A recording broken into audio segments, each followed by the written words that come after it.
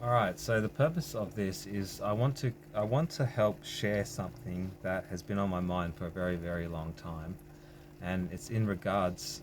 It's got it cross sections science and religion, and there is actually a way to to prove this objectively, and it's not just a subjective thing in my own mind.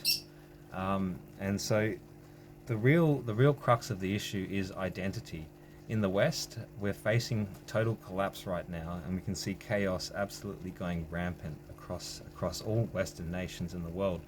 Politicians aren't serving the people anymore, and in fact serving their own pockets, and destroying the populations of the people.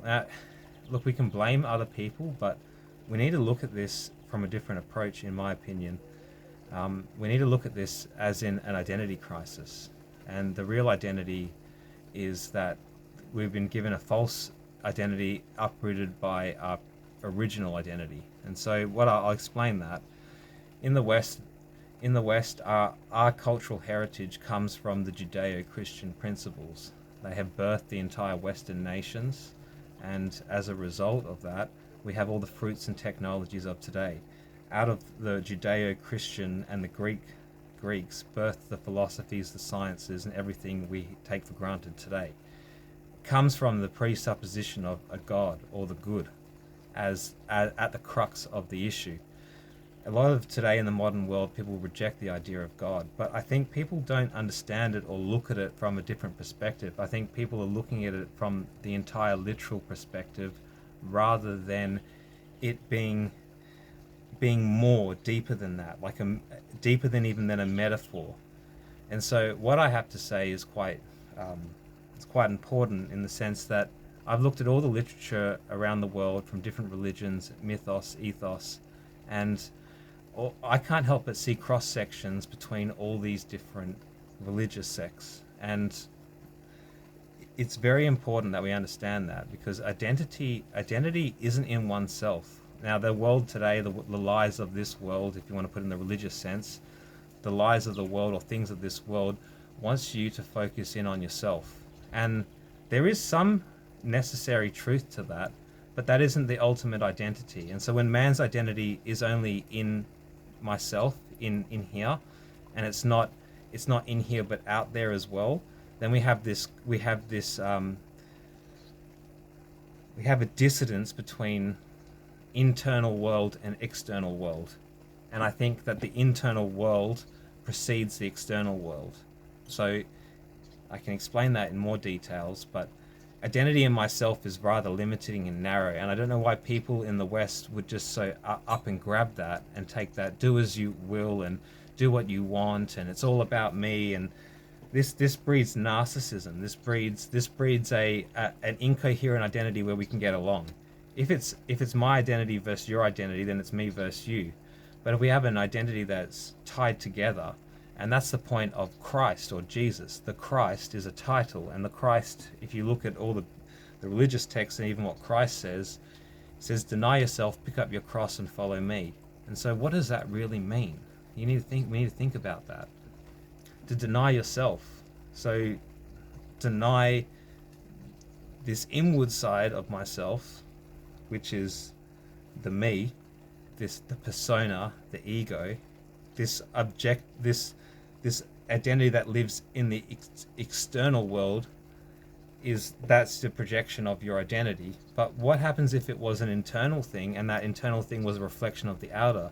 And so there was a feedback loop. And so the Christ is really saying, man, I really think that from all of the research I've done over a long time, 12, 13 years, that the true self of mankind is the Christ, and that the Christ is the true nature of mankind. There are like caveats or requirements to fulfill that, but in the sense that when man has psychologically died to himself, the ego, the persona, and he's reborn. That's the point of resurrection. He's reborn in that image, in the image of the pattern of reality. And so I think that the true nature of mankind is the Christ, and that is the only mode of being where mankind can all get along. And now this is a very I've just jumped the gun there, but if we look at it at a modern world today where all barriers and borders have been crossed, and we're mixed with every single races across the world. Well, the only identity where man can peacefully get along and cooperate and move forward is in an identity other than oneself, and that identity is actually the Christ, where we love our enemies, we forgive those who trespass against us. This is an identity that is beyond the self, and so this identity is probably the most truest identity that mankind has ever expressed. And I think it's more in the psychologically true than it is in the literal sense. And so I think the problem with the religions today is that they have taken everything far too literally, and there may be truth in those literal things, but when they only look at it in the literal sense, then we start seeing this radical Christianity, and that's what most people reject today. But I think Christianity is beyond that. I think what it stands for and what Christ stood for is far more important than the religion itself. And so what is Christ saying? What is he pointing to? And what did Christ do? And I think that is the true mode of human beings, self-sacrificial. We give up ourselves for the greater good of everything, and we do what is inherently right. So love your enemy. That's a hard thing to do. That's probably the hardest thing to do. Love your enemy like you love yourself. And so that self, if your self is just in me, well, then that's kind of meaningless. But if your identity is in the greater whole, the collective, is that what I do to you is what I do to myself, and vice versa, then that has a completely different meaning. And so I can only see this is the only idea that can survive into the future of mankind, where the true identity of man isn't himself, but it is the Christ, and that's what it's pointing to. And how does one achieve or get to that identity? Well, one has to psychologically die to oneself. So one has to go through all the weeds and go through all the trauma one's experienced, and sort of we have to look at it as in, we're responsible for this. We have a responsibility, and if I keep it in myself, then it's rather meaningless and it has no purpose. But if I have identity in Christ, that's technically eternal, because if it is the true identity of mankind and man lives in that mode of being, well, then that identity lives forever, because it lives in the hearts and souls of every man. And so if we act in that, in good spirit, good faith, aiming upwards, that's man's identity.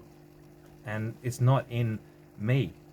Like there are components in that are true. Like there is a me and a persona, and there are things that have happened to each one of us, and we have to go through all that and have to understand why things happened. And to be honest, when I look back at my own life, I see all the negative things that have happened to me, and just like it's happened to every single human being.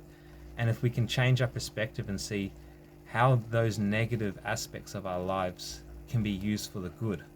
So, for example, one is abused, or abused as a child, or terrible things have happened to them, and it shouldn't have happened, but it has happened. So what does it mean? Terrible things have happened. Things happen every day to everyone. Maybe not every day to everyone, but it happens every day to someone, and it continually happening to the day we die. And so, do I choose to be bitter and resentful and burn the world and close my walls off? Or do I is there wisdom in this? Is there a lesson to be learned? Is there a reason why these bad things happened? And I take the latter position, that there is a reason why these things happen, and and in understanding that is our development. And so I think human beings really have to go down to the pits of hell, which is inside one's own heart and one's own mind, and really have to question oneself. And there are good resources that I can recommend that can really help with this, but you have to take the weight of the world on you, and the things that we've all done, and take that seriously. I am the reason that the world is suffering right now. It's not because of external forces out there, but maybe it's something that's going on inside me. And if I was to take that seriously and be responsible, I'm going to look inwards. I'm going to look into my heart. I'm going to seek, and I'm going to try and find out why. And I think that's the real meaning of this whole thing. This is the beginning of that journey. letting go of yourself, your idea of yourself. Well, maybe it starts with yourself, but letting go of that and looking deep in, and then objectively questioning and reasoning. You know, uh, why things went wrong? Why did they go wrong? Sometimes bad things happen to good people all the time, but maybe there's something along the line, like a clue or a sign that's like, well, maybe if I acted a little bit differently in this situation, maybe things wouldn't have turned out like that. Or so it's taking responsibility. It's taking responsibility, like for the weight of the world, for the whole thing of the world. We look at the books of like Alexander Solzhenitsyn and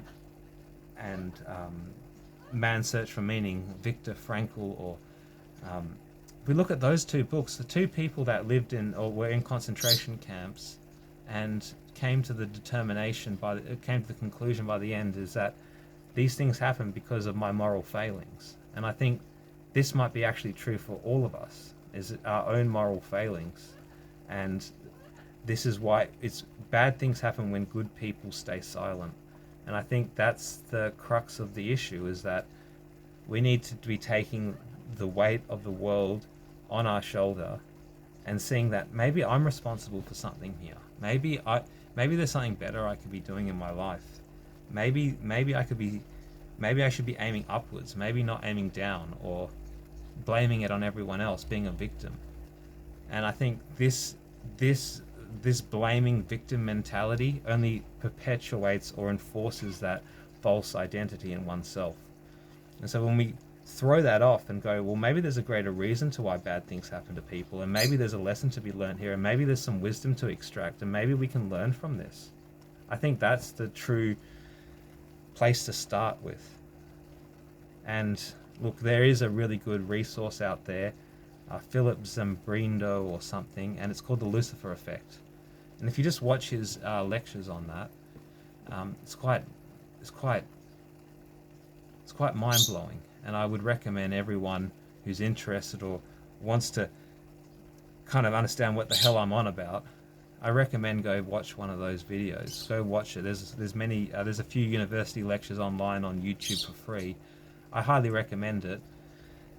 And if people want to hear more about this, let me know, because I'm happy to share. But at the same time, I feel like I get attacked from the science community and the religious community at the same time, when I think that both of these two cross-section, and there actually is a relation between all of this, that this can be objectively proven.